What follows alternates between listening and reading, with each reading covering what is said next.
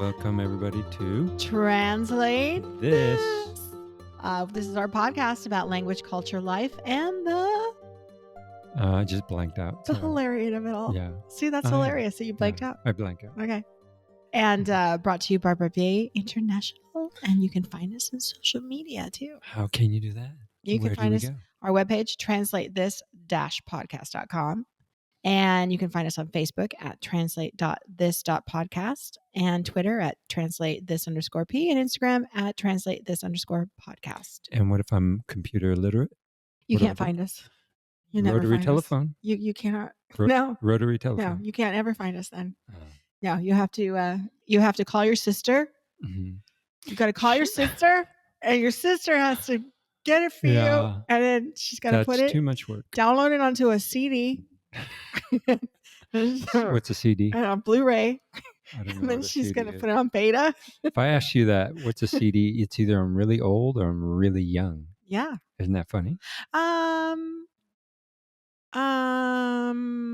Like, I don't think you're alive if you're too old, because my grandma knew what a CD was, but it wasn't the same CD. It was a certificate of whatever it's called in the bank. I thought you were going to like some STD or something. No, a CD, like where you save money. Yeah. Oh, by the way, speaking of STDs. Oh, God, that is not. I'm not speaking about it, but you are apparently. No, I was walking through Corte Inglés. It's a big department store. Yes, it's like Macy's of Spain. Yeah, and I saw a line of clothing that the brand said STD. No, see? Yeah, complete STD, literally. That is a translate this faux pas right there, people. That is not okay. That is just like one of those things that we tell you. Know what things mean in other languages. Yeah. Terrible. What was the brand? Was it a short for an acronym? It was a jacket, but there was like other clothing too. But it was like it was a brand. Wouldn't you feel dirty wearing that? I mean, if I was really good at English and I knew that, I'd be embarrassed. Yeah. That's, I want to bring up something real quick about Spanish culture. It's just making me freak out now. Okay. This will change the topic a bit. Good. No diseases here. Okay, thank you. Something I find fascinating that I didn't know about, and I lived here before, and I didn't realize it when I lived here before, but now I realize it, that nobody in Spain or Madrid ever eats anything while they're walking. Yeah, that's not just here. Everywhere. I think it's a European thing because the same thing happened to us when we lived in Lyon, France. People did not walk and eat. I really think that's a great example, and it's something for me to explore. Mm-hmm. But using it as a good example of how much they value eating together, eating at the table, spending time with the family. I think that's a small window into that culture. Yeah. To where you look at Americans and they're like, no time for breakfast, no time to sit down with your family. I'm going to eat while I move. And you're going to get really obese. Well, I mean, or just super multitasking all the time. Or you're going to have indigestion and an ulcer. Probably. Well, no, because think about it, that we know globally that when the introduction of, which I don't have anything to do with your topic, but we're going to talk today. Yeah, no, this was a side topic. But the introduction of fast food in cultures has increased to the obesity issue in those cultures. Mm-hmm. And so here, even though they have those, they do sit down, and I think they're much more mindful eaters. Yeah. And so, I think it's a great thing that they don't walk around.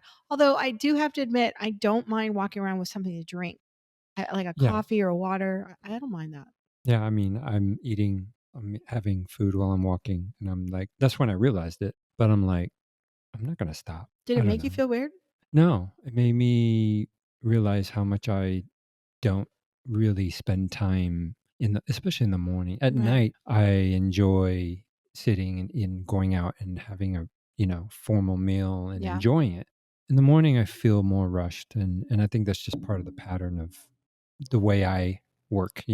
Okay. I cram a lot of things into the morning. I sometimes go to the gym. I do yoga all before I start working, or some days I'll go, do a couple errands or something. Yeah. So it's rushed. But I understand why the Spanish people don't do it. Yeah. I think it's a beautiful thing. I think it's beautiful. But that there's also really in the morning, all those errands you're running, they don't really do breakfast here. Yeah. They do Yeah. the breakfast, The and then quick they do the thing. 11 o'clock Mhm. eat again, and then the 2 o'clock eat But they again, still and then sit. they do sit. Yeah. They do sit. So, anyways, that was a side topic. Okay. I have a confession to make. All right. Confession for episode 8. No, my confession is I don't have one. So, yeah, we're gonna skip that. My confession, section on my research page is Uh-huh. blank, so Okay. I don't have one this time. Well, you don't have to have Yeah. one every time. I feel pressured. Oh no. Am I confessing every time? Mm, I don't know, No, let but me see. Last episode was about flying things and robots and stuff, and the only thing I think I confessed was that I had an Ecovac Mhm. Dingbot. Yeah. That was it. Well, That's not really a that's I confession. guess. It's just funny, I guess times change where confession, was in the little box with the priest and now it's on the podcast. So Everybody listen. Come around the microphone. Come around the microphone and come listen to my confession. Welcome to episode 8 of Translate This, Yeah. Richard's confession. Yeah. That's why I didn't have one. I was like, Okay. it's too much. All Too right. much. All right. Um, So what are you going to talk about today? so I'm super excited. You yeah, said you were excited, so it made me I'm really like, woo. excited. I mean, I have to be excited. Sorry. Okay. Yeah. Okay. So Otherwise I change the subject. But that's me. That's me. Um, I'm trying to see. I love this dilemma of how to start because I have all these notes, but they're Well, not in particular order. But I'm going to just say do it. the title Okay. of this topic. Okay. It's The New Tsunami of Immigration and Language. Ooh. Yeah. We're going Yeah. deep today, Deep. people. We're going I to like get that word. political. It's very deep. I'm a deep person. Yeah, you Just are. so you guys know, You very I'm much deep. are. I'm And much but more this shallow. is, it's just I don't know if it's deep. It's like it's a world topic. It's Yeah. happening all over the world. And we're not talking about waves of immigrants. We're talking about whole shifts of populations, Right. We're having, the Syrians, coming through the Mediterranean, trying to Mm-hmm. get to Northern Europe. And you have all sorts of people from the continent of Africa. There was a incident where 800 young Moroccans all at once Yeah. came, all at once, Wow. on one boat, or I don't know how, but they all came at once, and Did they get here safely? they did, and then they were all processed and sent back. Yeah, well, that's Yeah, what they do. and then now we have the huge Haitian. You've seen that in the You news. know, I'm glad you mentioned this Hmm. because I almost mentioned this a couple of episodes ago Uh-huh. because I have such complete anger Hmm. for what is happening at the Texas border. Yeah. And there's an expression that Texas prides itself in having, says don't mess with Texas. Hmm. Let me tell you, people, don't do it, because that I have so many things in my head that I Hmm. want to say that are not kind, very unkind things Hmm. about Texas right now. Hmm. The abortion law, Oh God, there's a list. the mounted police, border patrol, and the Hmm. whipping Hmm. and treating of intimidation, Hmm. Hmm. the stacking of cars. Yeah, They made a I just wall of saw that. cars. I just saw that. Yeah, Yeah. yeah. Per the governor. I'm going to give. I mean, part of my podcast is to help really understand the issue. Let's do that. So Yeah, then I can maybe stop being so angry. but Maybe I'll be angrier. I think your anger comes from compassion. Completely. Right. I'm So let's sickened by be it real all. about that. It's Okay. compassion I do. for humanity, I do. and the anger comes, and it could be that they were ill prepared, and it could be that they have a history of mistreatment. So we're not going to get into the why they Okay. were treated that. We're going to get into the effects on language learning and the language industry, Love it. the education. Love it. When we're talking about waves, and I chose to say tsunami because when you say waves, we have waves before of immigrants coming, but this feels like a tsunami. And then I'm not I just think it's talking great. about on the Texas border. It's Yeah. happening all over the world.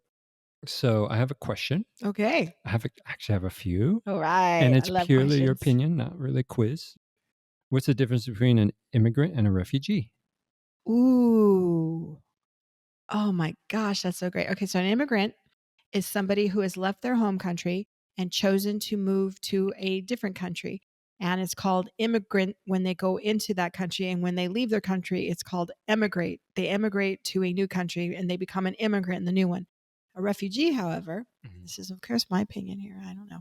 A refugee is somebody who is displaced from their home due to war, economic situations, political situation, persecution, and they seek refuge in another geographic location, hence the word refugee.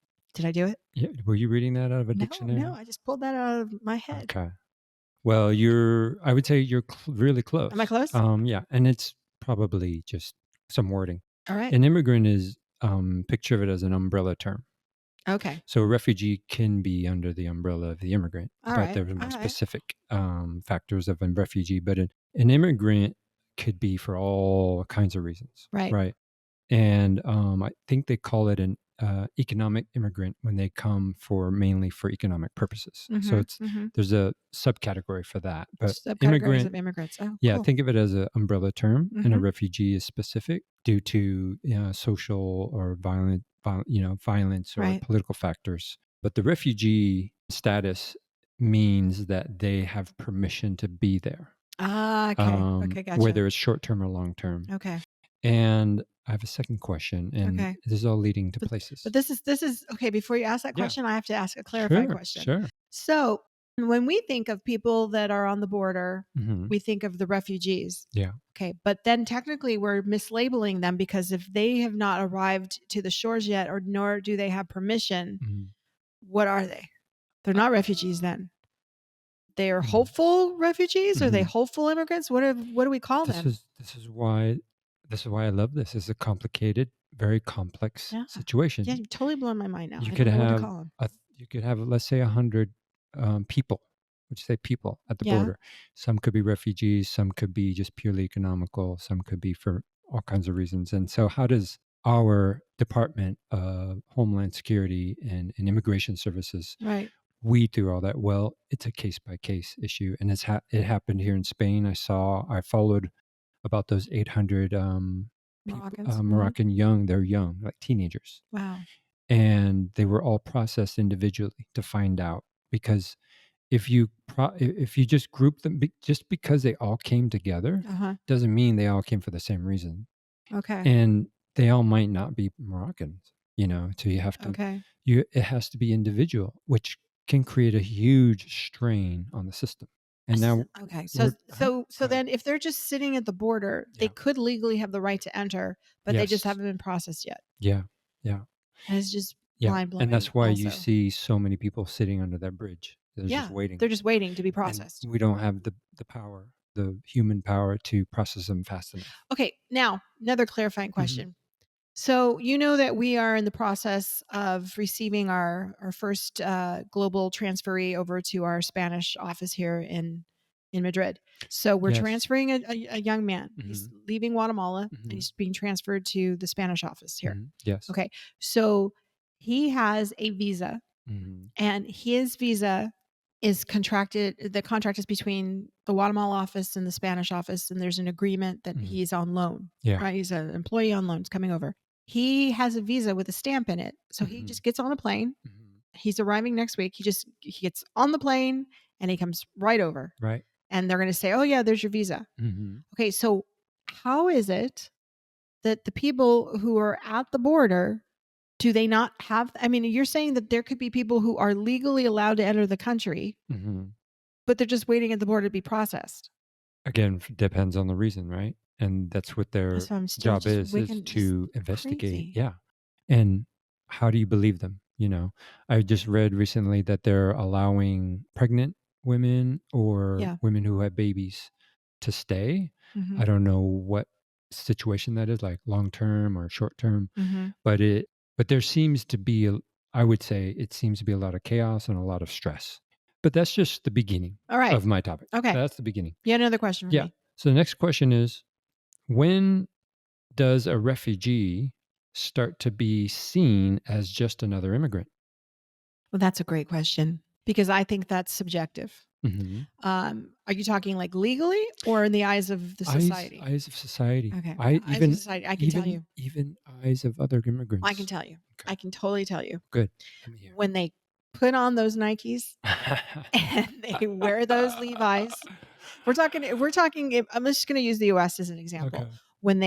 When they drop all clothing that looks like clothing from their Mhm, home country, mhm, mhm, and they wear clothing from the United States, mhm. when they start driving a pickup truck, you know what I mean? The assimilation Yeah, has to happen in the look of the person. yeah. I know that that's a horrible thing to say, but it's like putting a costume on. And I think that that's how society is going to be like, oh, yeah, you're just another person here I wa because you look like us. I was gonna say another barometer is when they complain that their cable got cut off. Yeah, that too. When they're walking around with their cell phone, drinking Yeah.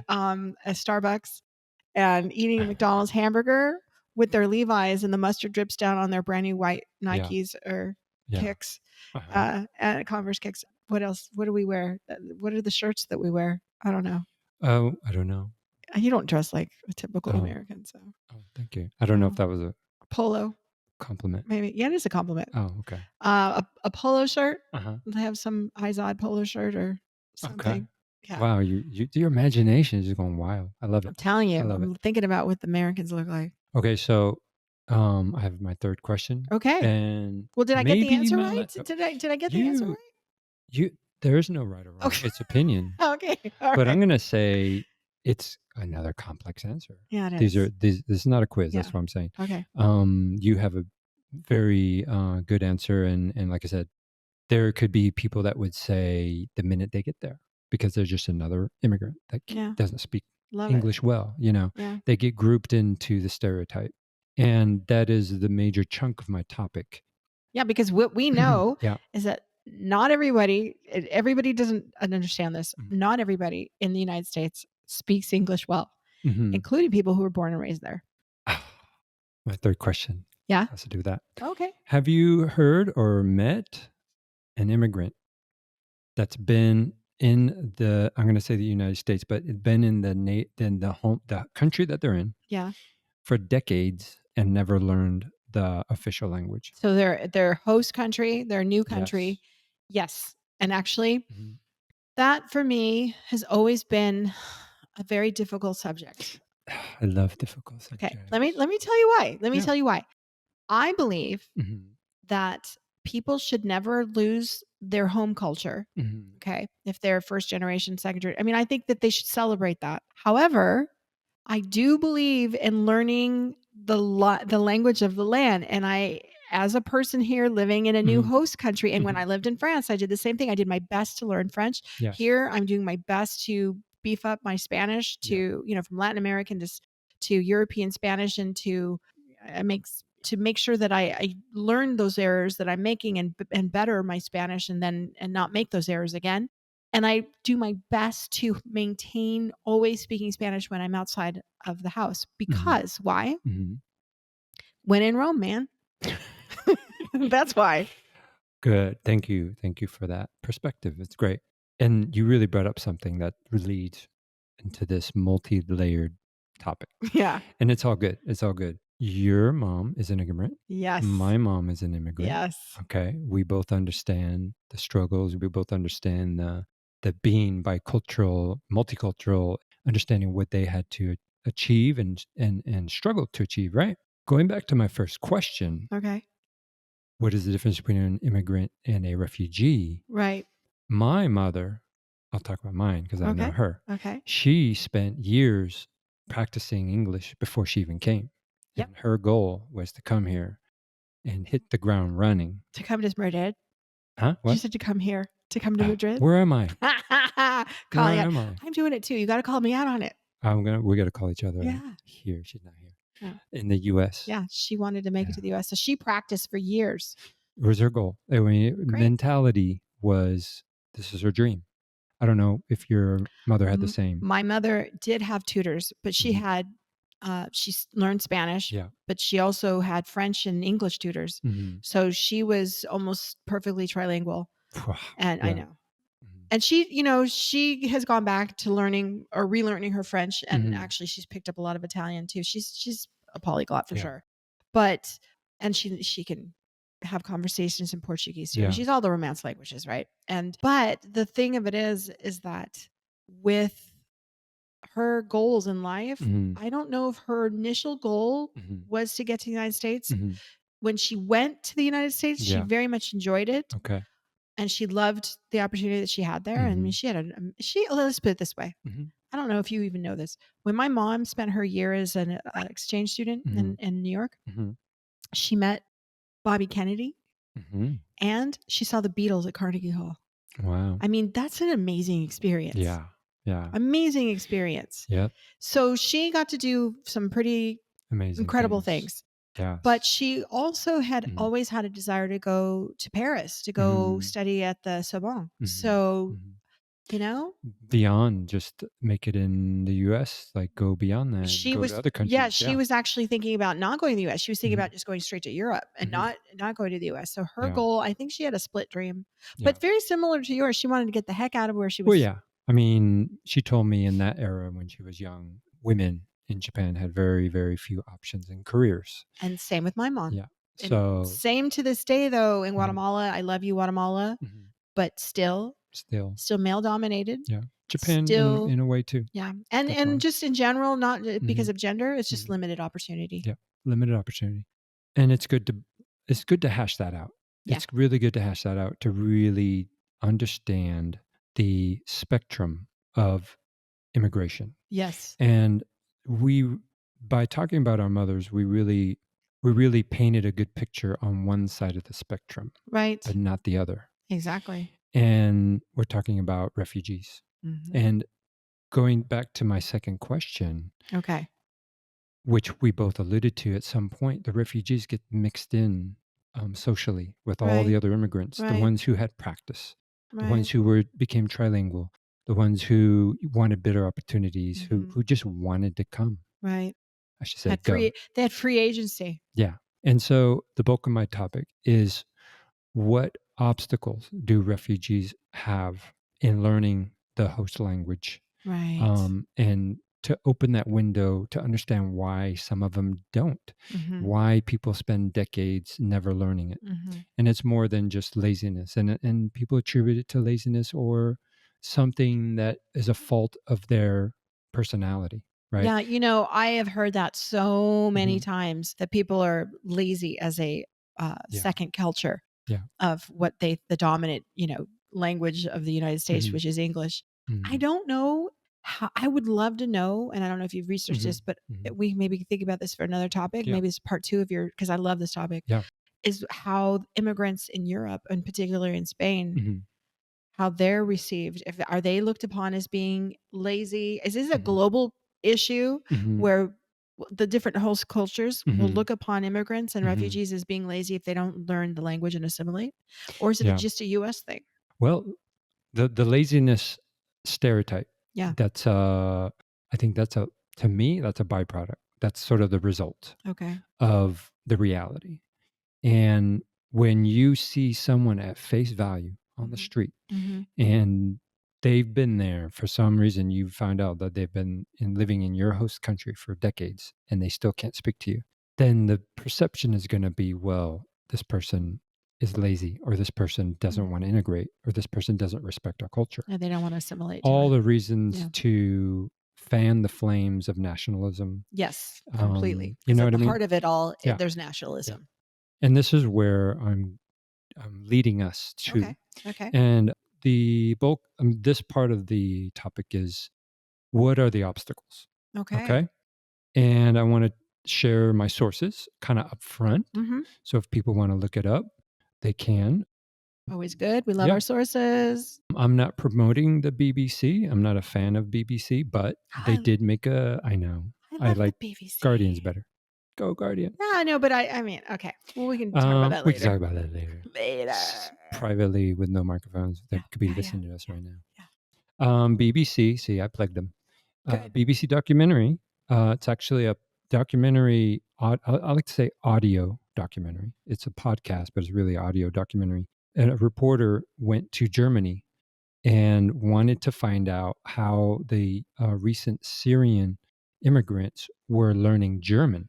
And I really picked this one for many reasons to listen to and to use as a source, because how many how many Syrians do you think 2 years before the war started said, "I wanna learn German," Yeah, exactly. right? Exactly. I wanna learn German so I can have a better opportunity and, have a career," right? No, A no, lot they're of not these learning that. a lot of these people, learned English. Yeah, That was yeah, their second language, and they yeah, speak it well, yeah. but Which they didn't learn luckily German. can transfer to German.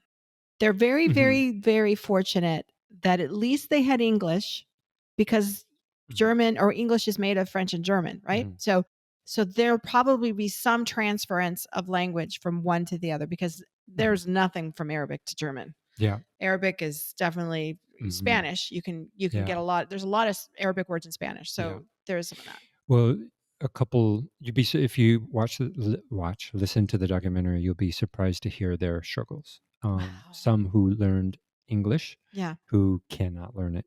And you're right in a way, the structure, I've seen German words that look like English words, right? Right. So, yeah, I get that. But again, this goes deeper into my topic because it's not just like that's one obstacle, that the Hmm. language that you're trying to learn has nothing to do with your own. That Right. is one That's obstacle. definitely an That's one obstacle. obstacle. But to give some color into what's going on in Germany, they had a recent tsunami of immigrants from Syria, Hmm. and which the government allowed 80,000 in a course of I think a year, maybe Yeah. 80,000 refugees all at once into one country. Yep. Imagine Yeah. the strain of And the surfaces. you know that Germany was applauded for doing so. Let's Yeah, give a shout out to Germany right now, yeah, Deutschland, because you know why? mhm, Because the rest of Europe didn't do it. yeah, They took far less, mhm, and the Mediterranean countries in particular were just, especially Italy and Greece, they're like, we're done. We've taken so many, but in my opinion, yeah, everything I've read, mhm, Italy and Greece for decades mhm, didn't give him papers. yeah, They would let him be there mhm, illegally, as quote unquote, no, yeah, he was illegal, but you know what I'm saying? Like they mhm, would just let him reside in the country, yeah, but they wouldn't give him the options to work. They wouldn't give him work visas. They just were there. So they had very limited futures. mhm, But Germany, mhm. applaud Germany.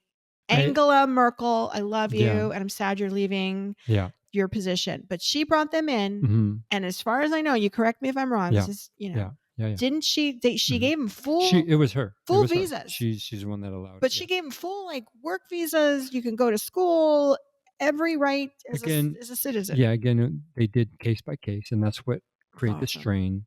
But it's always a case by case issue in which everyone has different needs, different situations. Yeah. Some that want to go back, and Yes. some that want to stay. So Right. they're not going to make someone stay forever if they want to go No. back. No. So case by case creates a strain. My take on it, and I applaud you have so much compassion. That's why I love I you. do. That's why you have I love compassion. that people. I love people. Yeah. Um, I look at it a little a second step. Yeah. I say bring them in if you can guarantee that these people can build a productive life in That's that country. that's my point. Yeah. That's my Okay. point. And producer Lauren is giving me a note in my ear. Producer Hi, producer Lauren. We love Lauren. How you. you She's our doing? stat lady today. She's Stat. going to give us some stats. Lay them on us. What are they? The number of Syrians in Germany as of March 2021 is 800,000 people. And from 2008 to 2015, there That's was like yeah, 7 years. the Yeah. Syrian war. So So then that's a tsunami. I mean, it's a that is a long period of tsunami. time, but 800,000 people, yeah. Richard Mhm. realized is Just of just Syrians. Syrians Yeah. is larger Yeah. than the population of some of the Some small big cities cities. Yeah. of United Yeah, States. yeah, yeah. 800,000. Yeah, that's a lot of people. And then the other stat she's letting us know that in 2020, 1.2 million refugees in total they took in. I hear an echo. No, I'm just kidding. No, yeah. That's a lot. But But not just yeah. Syrians, but everyone. They And like from all over the world that were trying to come in. That was yeah, Germany pulling them in, 1.2 million. I And get that. and Yeah. I'm going to ask Yeah. producer Lauren to give us the population of Germany in general because Mhm. that's a lot. Because It's a lot. there's just for people to Yeah. understand, Spain Mhm. has a population of over 40 million people, just like 42, 43 million people, Okay. something like that. So there's 83 million, she's letting me know, people in Germany. Okay. So if you're bringing in 1 point, so that's, that's significant. That's like It's it's like, major. yeah, It's a it's more than major 10% yeah, yeah. of your population you're bringing in. Oh, So, I mean, isn't that right? Or no, 1%, sorry. no, it's like 2, 2%. maybe 1.8, Yeah, 1.8, almost something. 2%. Yeah, Sorry. I had my 0 10%. off. Yeah, 10%. Anyway, Get out of but here, still that's a 0. lot. That's a lot though. Even Yeah, at 2%, that is a huge in 7 population gain years. in Yeah, 7, yeah. and I like I said, again, your compassion is what needs to be understood. Well, let, We let have I have compassion. This is how I am more skeptical, and this is why my topic is the topic, right. is that, first of all, number 1, after, listening to that, Germany is doing Yes. everything possible to accommodate them, Yes. and that's why that's where I applaud. Me too. Allowing them in is one thing, Yes. but not just creating this. They already have Right. immigration system, Mhm. but they probably have to double or triple that, the Yes. funding, Yes. so that to accommodate them and to give them opportunities to work, Mhm. to learn the language. Yeah. Because if you don't, you know what's going to happen? The opposite. Exactly. The opposite. We're going to have nationalism. You're going to Yep. rise in neo Nazis. They're going to Oh, want them to kick them you out. They want mean to. the United States? Where's that country? Yeah. Yeah, no. Charlottesville? Yeah, yeah. And there you go. There you go. We have so many examples and of people coming into a host country Yeah. with obstacles, and that's the key word for my topic. Right. What are the obstacles? Do you Okay. know how many times I was afraid for my mom these last few years Mm, that somebody would hear her speak mhm. and tell her to go home Yeah, to her country, yeah. and the complete ignorance that they Hmm. would not understand that the United States is her home country Hmm. because she's lived there technically Yeah. longer Hmm. in her lifespan, Yeah. physically longer. She Uh-huh. left her quote unquote home country of Guatemala at the age of 21, Hmm. of which she had already Yeah. lived a whole year out of. Right. So she had 20 years in Guatemala, Hmm. and now she is in her 70s. Hmm. So 56 years living in the United Yeah. States versus And 20, still and still has possibly an being accent and treated still like being treated, you don't belong and here. you don't It's belong here. unreal. The feeling of that. Right. And then the fact that, you know, the United States, we're talking about a country Yes. where it's, Native Americans, It makes me cry. immigrants It makes me from the cry. beginning, right? Yeah. So, And just to clarify, mhm, for all of our listeners, mhm. you and I chose to live here, like producer Lauren We're talking about Madrid. about Madrid. Mhm, We chose to live in Spain for many reasons. mhm. It wasn't just to shit on the United States and say, No. the big F you, I'm leaving. It Mhm. was because there were economic opportunities, Yeah.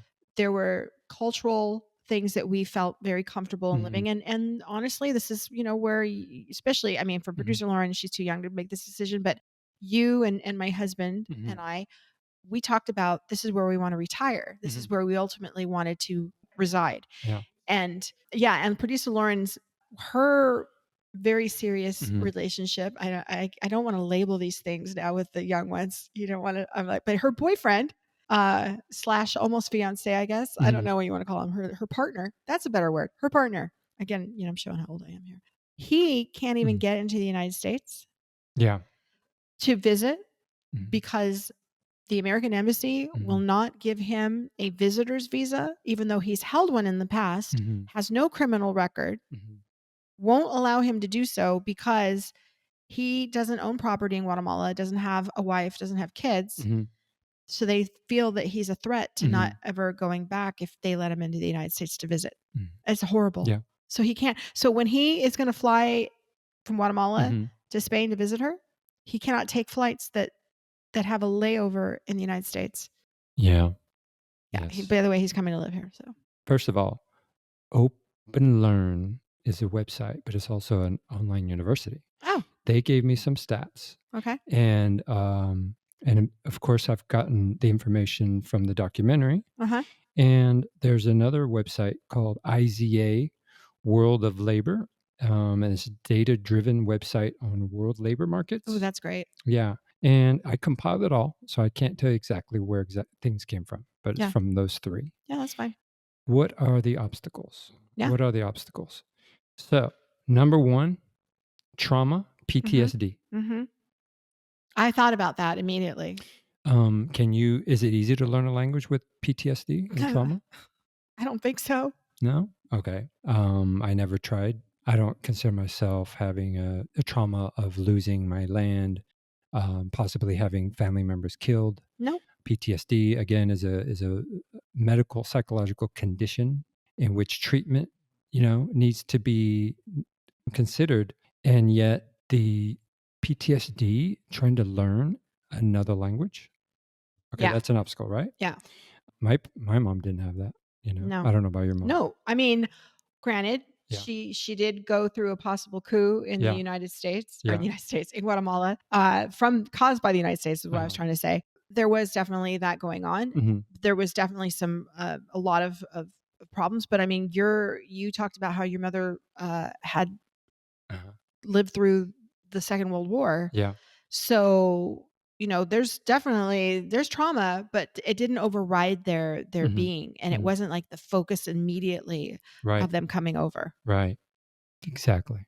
Yeah, we don't wanna No. downplay But can you anything. imagine somebody from Syria going straight from the war right into Mhm. Germany where everything's calm?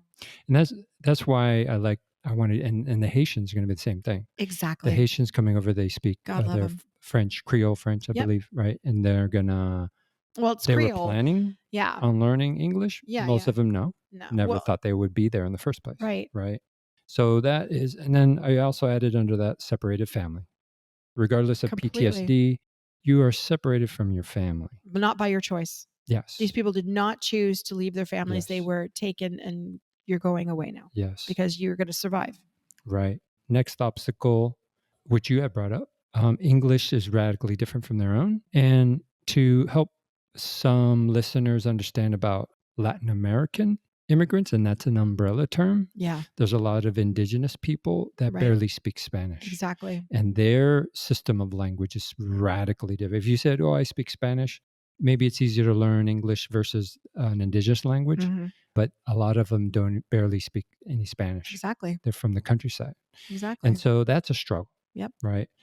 Some have illiteracy from their home country. They've Right. never learned to read in their own home country, and now they go into a classroom of their Right. host Right. country, and is it going to be the same easiness No. that our mothers had? I'll take No. it one step further. Sure. I knew a professor who taught refugee communities coming from Africa where Mhm. the students had never held pencils. Uh-huh. Yeah. So they have to learn how to hold one. They had to learn, like, Yeah. yeah, the dexterity of holding a pencil that Mhm. we just take for granted in our systems, Yeah. right? So imagine that. And then on top of that, how technology, Mhm. keyboarding, Yeah. Yeah. I mean, there's a lot. Here's another one, and I added this in. All Shh, don't right. tell anybody. Okay. No, Don't I tell did this in anybody. because of all of my years of teaching, Yep. high school and adult ed. Mhm. Also, Yep. is teacher training or lack of teacher training. Yes. So Good job.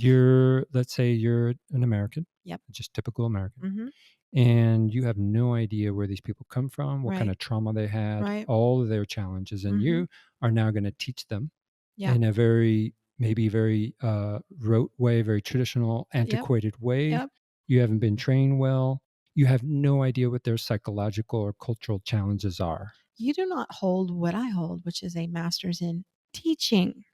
Hmm. So, see, this is the big beef I have with Yeah, that. yeah, And God love the societies and the NGOs that go hmm, out there and try to help. yeah, But I know that producer Lauren had a friend who uh, joined an organization, an NGO that went overseas, hmm, and they were over in Africa, yeah, and they taught English. hmm, And this young man was not a teacher, hmm, had not gone to school to be a teacher, yeah, didn't understand how to teach. yeah, See, this is the thing I think people don't understand. You can't just anybody cannot just teach. yeah, You have to know methodology hmm, on how to teach. That's hmm, why they teach it to you in university. yeah, So you know how to freaking teach a person. hmm, Because like you said, yeah, you put these hmm, unqualified people or people who don't are not capable of understanding the hmm, the struggles of their learners. hmm.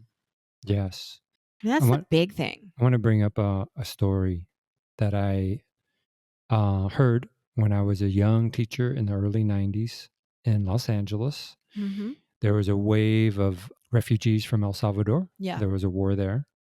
And I had a colleague that told me that he had a large amount of Salvadorian refugee kids. And every time they heard a helicopter fly by, they hid under their desk. Oh my gosh. Yeah, in Los Angeles. See, I'd be crying at that point. Yeah, this is something that teachers are not prepared for. No. Mm-mm. They might not be trained for. Students, whether they're adults or children, when they see that their teacher can't connect, Yeah. how are they supposed to learn the language? Yeah, exactly. How they, if there's no compassion towards that, Right. or empathy. Right. Another one, which is when I was young, I didn't even think twice about it, but Mm. playing hangman, Oh my right? gosh. Do they Kids, I don't even think that you can do that anymore in a school. I I think yeah, it's I just think part of cancel culture for yeah, sure. because of our history in Oh, the yeah. United States. Yeah. Well, Yeah. don't get me started of singing Billie Holiday's Strange Fruit. Yeah, strange fruit. But kids may have seen that in their home country. Yeah. Maybe their father, maybe their parents, maybe somebody they Oh know my being hung. gosh. Of course. Or not Those are even somebody they don't know. I mean, yeah, just randomly see yeah, people hung because mhm, of, war, yeah. right? And so a perfectly motivated student such as your mother or my mother could have Mhm. been so motivated to learn, Right. but with these traumas and then the lack of training, Yeah. how do we expect them to really achieve with so many obstacles? And Right. there's always a few. There's Mhm. always a few that do, and then we look at Mhm. them and say, "Look, they did it, so everybody else can do it." Of course. But that's not reality. No, it's not the That's not reality. the humanity that we are, I right? like what you said about Germany, Yeah. about you saying Uh-huh. how it's doing it the right way, the support system. Yeah. Yeah. And that's my argument about all of that. But Well, see, that's my problem yeah. here. And I'm going to let all the people know, and Hmm. this is going to make any sense to anyone out Yeah. there listening. I don't believe in borders. Hmm. Like, I literally don't believe in borders. I think we Hmm. should be one global Hmm. economy. Hmm. Everybody should have the playing Totally field makes sense. Yeah. leveled. Hmm. Everyone should have health care Right. and education Right. as a result of this global economy. Hmm. Hmm. You can maintain cultural Yeah. borders. Yeah. In this area, we speak this Hmm. and we do these traditions. And you can and there's a difference between political and Hmm. cultural borders. Yeah. I'm a huge proponent of having and maintaining cultural borders because I Hmm. think it's really important to maintain identity. Hmm. But as far as political economic borders, Hmm. I would love to blow that all up and Hmm. just abolish it Yeah. and allow people to live under one economy Hmm. and one political system, Hmm. and it would be like a big tribunal where everybody got to Hmm. vote Hmm. in, and it would be bigger than any of us. So it'd be like it would be like the Cherokee system. Hmm. Oh, yes. There, yeah, Right. yeah, or Hmm. no, or better, no, Hmm. no, not better, but similar Right. is the Algonquins, Hmm. the Oneidas, Were they the with whole Michigan, Lake Michigan area? no, upstate New York, Hmm.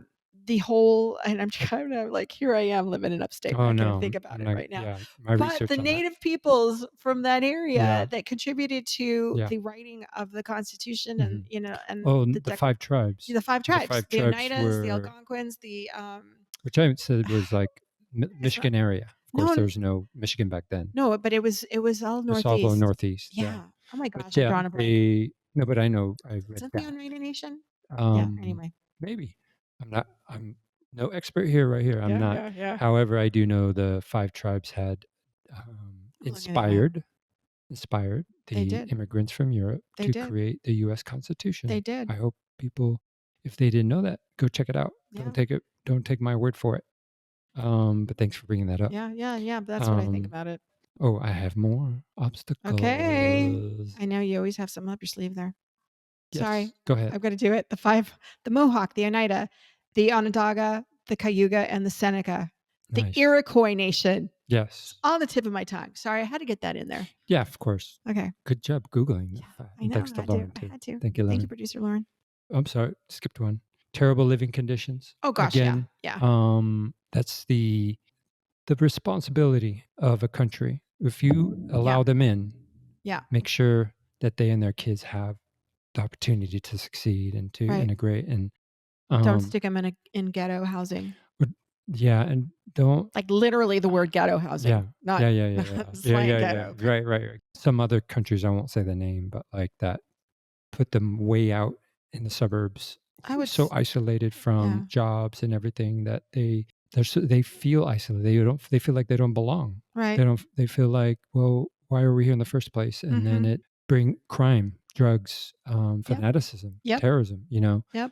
all of that. So a country has a responsibility if you allow them in. That's how I look Exactly, at it, right? exactly. If you allow 500, take care of them. If you Yep, allow yep. 10,000, take care of them, right? Well, you've got the suburbs of Paris facing the same problem. Well, like I said, I didn't bring any names up. I'm just gonna name it. Oh, I don't care. okay. It's widely known. Yeah. Older refugees versus younger Oh refugees, gosh, yeah. right? Oh, yeah. Look at the statistics on learning another language when you're older is harder.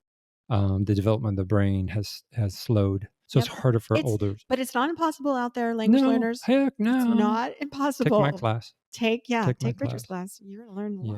Yeah. It's harder, but it's not It's impossible. not impossible, Right. but yeah, you have more to transfer over. So actually, you have an Mhm. advantage because you have a higher developed vocabulary to transfer into that next language. But you just process slower, like a computer. Yes. Your hard drive's full. Your memory's not enough. Oh, Oh, thank you for that. you're welcome. This one alludes to what you mentioned before. Outside of the class Mhm. of learning a language in a Mhm. classroom, a lot of people, immigrants, Mhm. have a hard time connecting on a friendship level with natives or Right. host family Right. citizens. Culture, fear, isolation, alienation, discrimination. Let me talk about you right here. You've lived in some countries, Mhm. and when you go, you get involved with local activities. I have a formula, Oh, and I force myself to, but I don't. but you have what my Yeah. point is, Uh-huh. you have the choice. You were not forced to live in those 7 countries. You Mhm. chose to live in them, Yeah. and you were born into one of them, Mhm. and then you had a choice to either not do it or to do it, but Mhm. you weren't showing up with PTSD coming from a war-torn country, Of course. feeling lesser than, Mhm. intimidated Yeah. by, let's put all Yes. those negative things out there. And so you successfully Mhm. you go into every country and you always make these friends. You have friends from everywhere. We've always admired that about Oh, you. thank you. Like you just easily make friends. Whereas Mhm. other people, and this is one of the big issues with inpats and expats, Mhm. patriots and expatriates, right? Mhm. So we're expatriates from the United States. We're living here Yeah. over here in Madrid, in Spain, and it's harder if you don't mix with the locals. Yeah. So you always find the way to mix with the locals or find the mixing groups that are half expats and half locals. Yeah. That helps a lot. Mhm. But these people who have no support, who Mhm. have just come over, Mhm. they're not like in the mindset of, hey, let's go mingle and have martinis with the Yeah. guy next door. Yeah. Yeah. No, and thank you for bringing that up. On top of that discrimination, if you're being looked at, Yep. and that's the problem. The whole that second question I gave you, if Yeah. when do you become an immigrant when you're a refugee in the eyes of others, it could be that next day. And Right. everybody looks at you, oh, you're one of those people, but they're not one of those people. They're a refugee, but they look at them like they've been there for 20 years and they don't Yeah. integrate Yeah. and they look at them the same way or with disdain. Hmm. How is someone supposed to make friends? So and here's one too. Shout out to all the mothers. Yay. Mothers All who those stay breeders. home. Did you say breeders? Yes, I did. I have a different image now. It's a Thanks for breeder. that. Yeah. All you breeders out there, mothers who stay at home to take care of the children, which, is basic needs Very for children, traditional. learn much less and all the isolation factors tied in. Someone who has to raise kids is at a disadvantage. Right. How can they take classes? Mhm. When do they have time? That's because the government needs to give everybody free healthcare and daycare. Thank you. Yeah. And I didn't even bring up the obstacles of like working jobs and commuting and Yeah. family, all that's a given. I think most people would figure that out, but some people don't understand what really goes on with refugees in Well, what if you particular. come from a country that you didn't commute and all of a sudden you're on a train commuting daily to Hmm. get from point A to B? Yeah. There's a movie called Je t'aime Paris. Hmm. Uh, a famous movie. I think it's got to be 20 years old now. And there's an immigrant story in there. Did you see that film? No, It's a whole bunch of vignettes by all these different directors. And one of the vignettes was about a woman leaving her child in daycare early in the morning, infant. Wow. And then getting on the trains in Paris and going all over like an hour or so to reach another lady to care for her infant during the day. That's a great storyline. It was heartbreaking. Yeah, that's a great storyline to show the difficulty and the irony. Yeah. The rage. But to come from a country where it wasn't even thought of to leave your baby behind. Exactly. Thank you for that. Yeah, no. No, it's just these are great examples. I thank you for interjecting, because that's why there's two people here. Politely thanking me for interrupting him every 5 seconds. Oh, that's fine. I'm bad with I make too many jokes on your episodes. No, not at all. Okay. No. Hey, you know what? We're in it together. All right. So, am I coming up with this is a bad question, and it's a rhetorical question. You just already frame it. This is bad. Yeah, it's a bad and rhetorical question. Are these all excuses to learn? Damn it. You got to learn anyways. You're here in my country. You better speak English. Damn it. That's what I'm talking about. That's exactly what it sounds like. But you know what? Immigrants say that to other immigrants. I know they do. Yeah. Do you know why? Yeah, I know why. Okay. Go ahead. Okay, no. Okay, I'm going to guess. I was asking, do you know why? I'm going to guess. I think it's because of the shaming thing. I think it's shaming other immigrants. And I think in particular, let's go back to Texas. There are Latinos blocking the immigration of other Latinos for this reason. Yeah. And I hope that this topic helps people understand the situation. Yeah. The word immigrant is an umbrella term. Yes, it is. And even immigrants don't even understand that what I just said, all the obstacles that they didn't have. Right. If they had some of those obstacles, they would understand why refugees are suffering, or other immigrants. We don't even know. How are you going to go walk up to someone? Are you a refugee? Could you imagine? You have no idea. I think I get you have no idea what they've suffered. But I also brought this up as a question of like, are these excuses? No, they're very good reasons. But I wanted to tie this all together. Yeah. To say that what I had to do as a high school language teacher in the United States was to accommodate all those students. Yeah. I've had students with trauma. Shout out to all public educators in diverse, classrooms, multicultural classrooms. Shout out, because you have the hardest job in the whole freaking world. I think it's not understood. No, it's not understood. It's take out the textbook, read page 10, chapter 2, quiz, test, grade. And when all of those obstacles that I brought up, more than half of those are things that I or other teachers deal with on a daily basis. And not just immigrants, but children from broken homes, from systemic racism, from all kinds of reasons. Can I give my confession time? Oh, yeah. But let me just finish my point.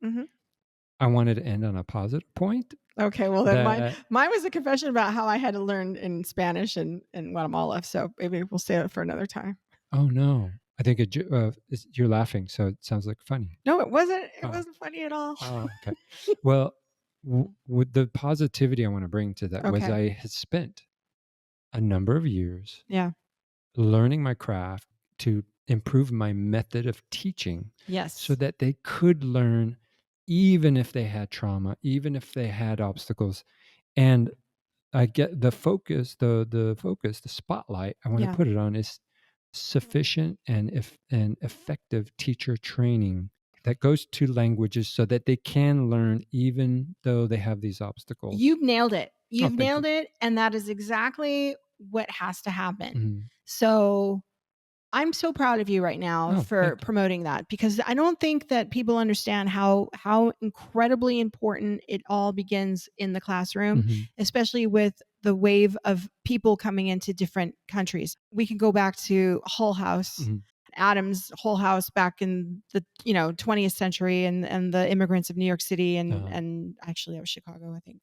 Okay. And the whole point of having empathetic and like a sociology, psychology, anthropology type of liberal studies background of an educator to understand the cultural aspects of everything. I think that's hugely important. I am going to share my story. I'm going to share it because actually it's going to end on a positive note. Great. As you know, I also taught, and I taught mostly underserved communities. In fact, I maybe had one class out of all of the 8. I taught 8 years in the public system, not as long as you did, but it's a lot of time. Still a lot of time. And the majority of my students were underprivileged for one reason or another. And one of the things that I wanted to make sure that I did when I became an educator was exactly what you talked about. Understand my students to help them learn versus necessarily learn the content that I was teaching. I wanted to make sure that the students learned how to learn, because when I was in 6th grade and my parents moved me to Guatemala, they left me with my family that spoke no English and left me for 6 weeks.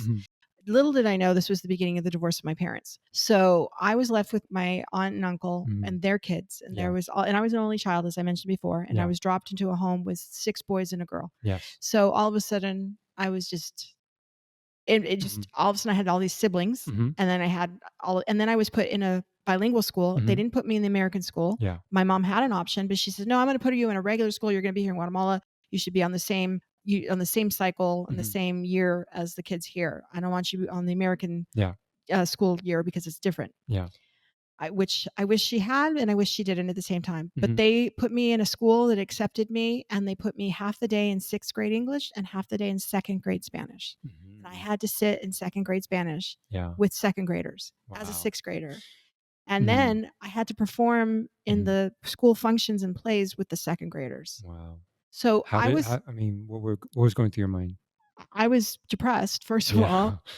I was highly depressed. I gained 20 pounds that year as an adolescent. 6th grade, though, too. It was horrible. I taught 6th grade a little bit. It's tough. It's a tough year for Tough women in general. particular, because that's usually the time they start menstruating, which was puberty was happening to me right there. Puberty all around. Oh my God. So I had all of that going on. I didn't speak the language. Right. I obviously had left California being one of the cooler kids to going to being the rejected nerd person, as all the cruel things people call, people. I was completely rejected, and I had no friends. Yeah. And it was a year of hell. Yeah. And so when I got back to the United States, I felt so much better. But I always remembered that lesson of what it was like to be an immigrant, to not be accepted, to not know how to be taught to learn, and not give no one gave me empathy. It was absolutely horrible. Yes. And I'm pretty sure that the English teacher that I had for half the day wasn't really a teacher, who was just a hippie that him to speak English because he was dressed like a hippie, had long hair like a hippie, and this was 1977. So I think he just happened to be an American that got a job down there. 1977, weren't they just being pretend hippies? No, yeah, they were pretend hippies, but they were the ones that had left and then kept down there. I don't know. Don't get hate mail. Don't give us hate mail. I don't know. But my point is, going back to your point, to spin this into a positive, it made me the person I am now. It made me more resilient. And I think that I was lucky enough to then take that and put it in my teaching methodology the same way you have understood that is necessary, and you perfected that methodology, which is why you're an amazing instructor. Thank you. With all of your people, because you teach people from all over the world that have struggled to learn English. Yes. And they are embarrassed for one reason or another. I don't think they're good enough. And that's not that different than when we teach people that have layers of issues. Yeah, I have one, I won't say who. Yeah, you won't. One student that was a kidnapped victim that shared during one of our sessions with me that person's experience, and it affects them to that day, to this day, and affects them in the classroom, in teaching, in that their reaction to failing or reaction to getting it wrong. Oh yeah. I mean, that we're talking about PTSD trauma. So Thank you. I don't want to end in a sad note. No, Sorry, we don't. because We're you good, have but such a great note. But you know what though? This is a deep. Something. You know what? I'm gonna stop you there. Something to producer Lauren taught me. Yes. Great, Lauren. This is what's so great, because I've always been like the super positive person. Yeah. She says sometimes you just have to sit with the negative emotions and be okay with that. She taught me that it's okay to be sad or angry or frustrated and not just push it away and be like, it's going to be okay. So can we do that? We can do that with this podcast. Of Lauren. We can, in honor of producer Lauren, we can say, we're going to end on a kind of deep, sad note. But we're going to own it. And we're going to own the fact that this is a serious conversation. And this is something that is a plight of all language teachers. Mm-hmm. No matter where you are, you're going to encounter this type of learner somewhere in your career. Yeah. And when you do, you need to be prepared. Yeah. Because if not, it's going to hit you like a ton of bricks and you're not going to know what to do. And teachers, for all of you who've never taught before, teachers feel responsible when their students fail. Yeah. Well, let's do it fast because I have a class actually in 1 minute. Yes, you do. All right. Well, we're going to go ahead and say goodbye to you. Yeah. And we'll share all our social media with you next time. We shared it at the beginning. We can get it at the next episode. But find us at translatethis's-podcast.com on our website. You can get us there. Don't forget the com. And the dash. Yeah. All right. Thanks for sharing. Thank you, Richard. And Lauren, too. Great tip. Just great episode. Thanks. I have these facts, but you guys put life into it. All right. Yeah. I love it. All right. All right. Okay. This was Translate This. Translate This. All right. See you next time. Bye.